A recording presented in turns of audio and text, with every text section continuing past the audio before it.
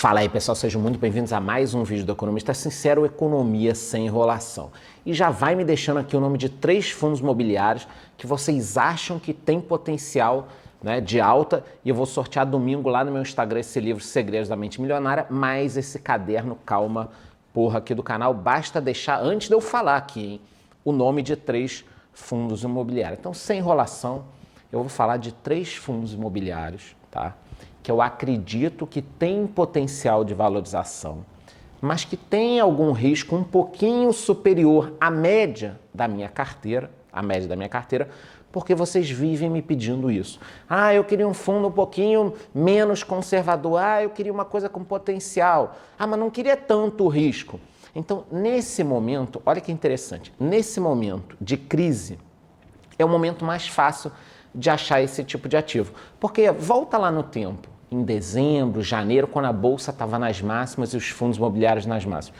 Eu olhava para os fundos, não dava para achar nada, eu não conseguia, está com muito potencial. Porque eu olhava, caramba, 1,50, 1,40, 1,30 de valor patrimonial da cota, né, seu valor patrimonial, eu não conseguia achar nada. E quando eu olho hoje, claro que com certo risco, é importante vocês entenderem isso, não é nenhum tipo de recomendação, eu consigo achar alguns fundos que, se a situação melhorar, eu tenho para mim que esses fundos vão valorizar, tá? Então, essas são as condições. O que eu peguei, tá?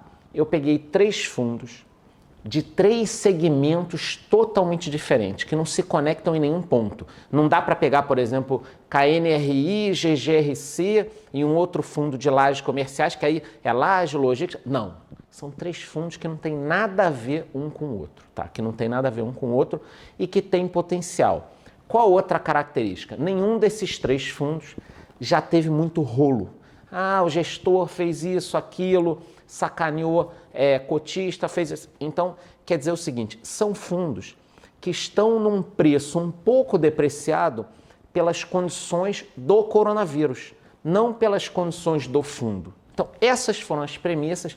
Óbvio que tem mais coisa, eu demoro para fazer esse tipo de estudo, eu estou com todos os relatórios aqui, tá? Eu analisei mais de 20 fundos para conseguir escolher esse aqui, então sem enrolação, vamos para o fundo, que eu sei que é isso que vocês querem. Vocês querem um negócio moído já. Fundo número 1, VISC. VISC 11. Ah, mas você sempre fala do VISC 11. Claro, se eu estou enxergando uma oportunidade, eu vou falar. Inclusive, eu gravei um vídeo completo do VISC 11, a coisa de 1 ou 2 semanas atrás, tá? Por que ele foi um dos escolhidos? Porque ele é um fundo de shoppings. E vocês estão vendo que os shoppings estão fechados. Na minha cidade, os shoppings já estão abertos. Ontem eu fui em um shopping, no final de semana eu fui em outro shopping, conversei com lojistas, com o pessoal do cafezinho, de lanchonete. As coisas estão voltando, as vendas em algumas lojas estão 10% do que eram normalmente, 20%, 30%. Está tudo muito devagar, mas está voltando. Tá? De acordo com matérias que eu vi pela Associação de Shoppings e tudo mais, de 500 shoppings, só quase, praticamente ali 10% reabriu, o resto tá reabrindo, né, aos poucos, mas Rio e São Paulo ainda não. Rio e São Paulo ainda não. Então, nas principais praças, né, principalmente São Paulo aqui do VISC, mas eu vou falar disso. O importante é o seguinte, vocês entenderem, primeiro fundo é o VISC, tá? Então, vamos aqui aos pontos do VISC. Número 1, ele tem uma boa gestão. Número 2, ele tem muito caixa. Então, nós já falamos aqui em outro vídeo que seria muito difícil, eu vou colocar aí na tela, ele tem 372 milhões de caixa, eu já fiz um vídeo completo.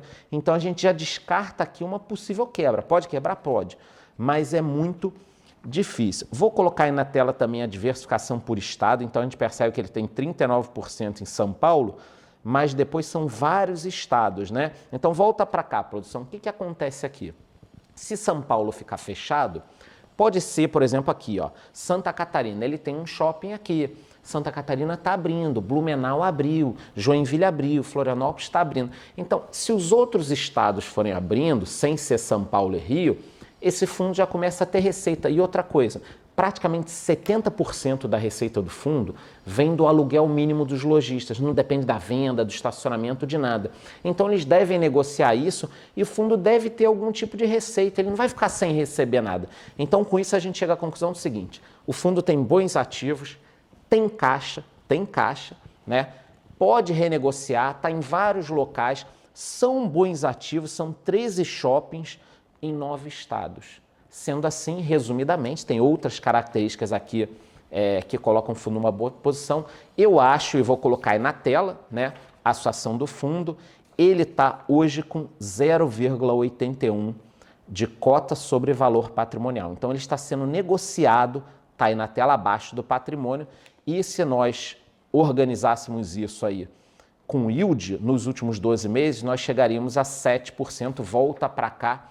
Quer dizer que ele vai pagar 7 no próximo ano? Provavelmente não. Mas quando as condições forem melhorando, ele vai ter um yield mais ou menos nessa casa ou até maior, se o fundo continuar nessa posição e ano que vem as coisas melhorarem.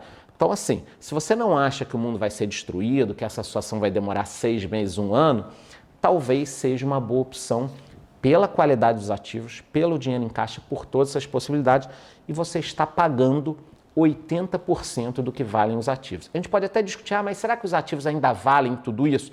A gente pode discutir, mas olhando os outros fundos imobiliários, eu enxergo uma oportunidade. Este foi o VISC11, um fundo de shopping.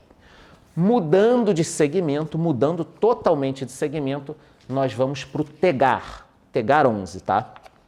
É um fundo que eu já gravei vídeo aqui também, vou colocar nos cards. Eles deram uma nota aqui no último relatório, olha só, não sofremos impactos significativos para o operacional, inclusive um aumento da receita no mês de 8%. Então, eu dei uma olhada no relatório, eu já falei desse fundo.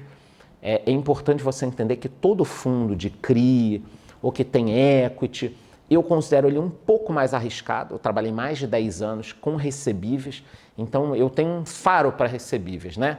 E recebíveis é algo que você tem que entender muito bem, as posições. Às vezes você pega um recebível bom, mas aquele sacado lá, aquela empresa tem uma depreciação numa hora dessa, então você tem que tomar cuidado. Mas isso não desabona o fundo, ele tem equity, né? É pulverizado em vários segmentos. Outra coisa, eu vou colocar o mapa aí. Olha só, as áreas mais afetadas foram Rio e São Paulo pelo Covid, né? E uma parte do Nordeste. Ele tem bastante parte no Centro-Oeste, tem alguma coisa aqui no Sul, é pulverizado em termos de segmento, ó, equity de loteamento, CRI, equity de shopping. Então, vou colocar também o portfólio, olha só, são vários empreendimentos, você pode ver inclusive isso tudo no site deles, tá? Se você quiser também acompanhar no relatório deles, você consegue ver a questão de quem está pagando, quem não está pagando. O site é bem completo, tá? Mas tem risco. É por isso que esse fundo está com uma avaliação talvez um pouco abaixo. Eu vou colocar na tela aí, ó. Tegar. Ele está sendo negociado também a 0,80 do valor patrimonial, projetando aí quase 9% em 12 meses, né? Se a gente olhar para trás, para frente, talvez até mais, porque a receita vem melhorando. Tem risco? Tem risco. O VISC tem risco? Tem risco. Tudo tem risco. Tudo tem risco. Mas eu acho o seguinte, é num momento desses que a gente faz uma peneirada para achar o que tem potencial. E qual a posição desse tipo de fundo aqui numa carteira? Você pode ter uma posição conservadora, bons ativos, que tem um pouco menos de risco do que isso aqui, mas é interessante ter uma parte da carteira um pouco mais exposta a risco, mas que vai te dar um retorno, só que não pode ser uma parte muito grande. Então, falamos do VISC, tá? E eu acho que o fundo número 2, acredito, é o Tegar 11, por todas as qualidades dele. Eu tenho um vídeo muito extenso falando dele, eu não quero que esse vídeo fique muito grande. Fundo número 3, outro segmento que não tem nada a ver, já gravei uns 2 ou 3 vídeos desse fundo, HTMX11. Perigoso. É um fundo de hotéis, tá? Já falei várias vezes dele aqui. Eles soltaram uma carta, inclusive, falando aí, ó, o volume de novos negócios foi prejudicado. São 458 quartos de hotéis em 23 hotéis diferentes. Eles já estão tomando medidas para minimizar o impacto, ou seja, estão cortando os custos. É complicado, tá, pessoal? É complicado. Imaginem um fundo de hotéis. Os hotéis estão vazios. Quando é que os hotéis vão reabrir? E quando os hotéis reabrirem, vai ter evento? Esse fundo é concentrado em São Paulo. Isso é um problemaço. Por isso que eu estou falando. Tem muito risco, tem muito risco. Mas a gente percebe aqui, ó, em fevereiro, o fundo teve uma boa receita. Eles além... Deixa eu explicar uma coisa para vocês que eu já expliquei várias vezes. Esse fundo ele tem receita de 2 formas, tá? hóspedes, né, dos 458 quartos, e ele também tem receita vendendo quartos de hotéis. Então ele tem esses 458, chega lá no mês ele vende um quarto, vende outro, por um valor muito mais alto do que ele comprou. E aí que dá umas porradinhas de rendimento. Eu vou colocar na tela aí para vocês verem, tá? Um mês, por exemplo, de pagamento dele aqui, ó. Deem uma olhada como é bem irregular o pagamento. Tem mês que nem maio de 2019 que tem uma porrada, tem aqui de setembro a novembro também. São meses em que houve pagamento de venda de quartos. Só que nesse momento eu fico pensando, quem vai comprar quarto? Então, nós temos dois problemas. Ninguém está se hospedando e ninguém está comprando quarto. Só que a qualidade dos ativos é muito boa. Vou colocar na tela aí também para vocês verem. Olha só, são aqueles hotéis Park Inn, hotel, olha só, no Itaim. A gente vê Ibis, Ibis Budget, Ibis Styles. São esses hotéis, são os hotéis que eu fico quando vou em São Paulo. Quer dizer, esses hotéis não vão sair de lá. Se essa situação passar nos próximos 2 ou 3 meses, os hóspedes vão voltar para os hotéis. O que eles têm que fazer é segurar os custos. Quer dizer, o que eu acho que pode acontecer? 2, 3 meses, 6 meses sem pagamento nenhum, depois volta tudo ao normal e esse fundo vai subir. Então, assim, baseado nisto, eu acho que existe aqui uma oportunidade. Vou colocar na tela aí os números dele, ele está até abaixo de 0,80, 0,79 e nos últimos 12 meses 7,35. Sendo assim, nós falamos de oportunidades no VISC 11, no Tegar 11, eu falei muito rápido, depois eu posso gravar um vídeo separado de cada um, e no HTMX 11. Nesses 3 fundos, segmentos diferentes, são fundos totalmente diferentes. Se a situação no Brasil melhorar, sei lá, no próximo mês ou 2, será que esses fundos vão continuar sendo negociados a 0,80 do patrimônio? Vou colocar na tela aí, olha os outros fundos que eu analiso, que eu sigo aqui na minha carteira, ó.